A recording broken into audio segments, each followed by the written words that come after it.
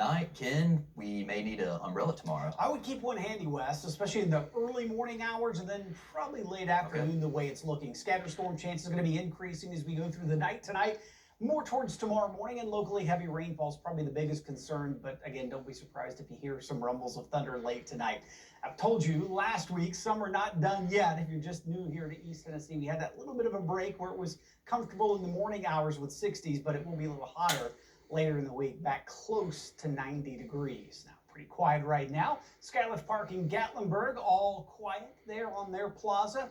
And it is dry at this point. But as I mentioned, the showers from earlier this evening have weakened. The next batch, though, starting to develop across the southern valley areas, almost into Bledsoe, Ray, and Meigs counties, pushing off towards the north. Let's get a closer look here. There's Soddy Daisy, there's Chattanooga, Jasper, South Pittsburgh. So we're right along the I-24 and I-75 corridor areas here, moving north. So not even any lightning showing up. That's just a moderate to heavy rainfall. So that's kind of what I anticipate as we go through the night tonight. These pockets of rainfall, some of which could be heavy, but again, you may hear some rumbles of thunder as well. So 6 timeline shows as we head towards daybreak tomorrow. 3 a.m., some showers building, especially in Monroe County, moving northward. Some of this could be heavy, as I mentioned, and you may hear rumbles of thunder, but I'd say the severe threats on the lower side.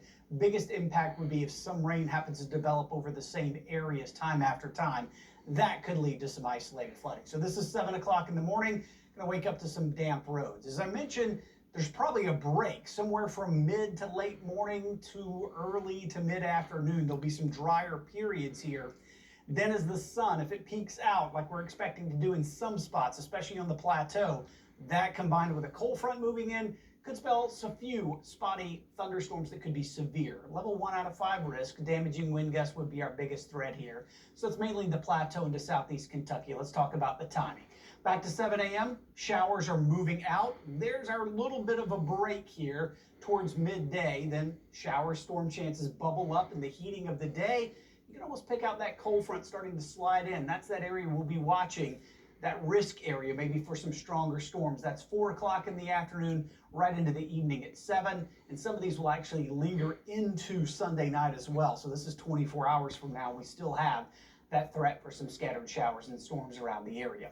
Rainfall amounts could be pretty appreciable in some spots, maybe locally heavy. Let's hope this doesn't happen, showing almost 3.5 inches across portions of the higher peaks of the Smokies, and then some isolated 1-inch totals elsewhere. I think that's a little more realistic. This would be the worst case scenario if showers move over the same areas, but certainly worth watching, of course.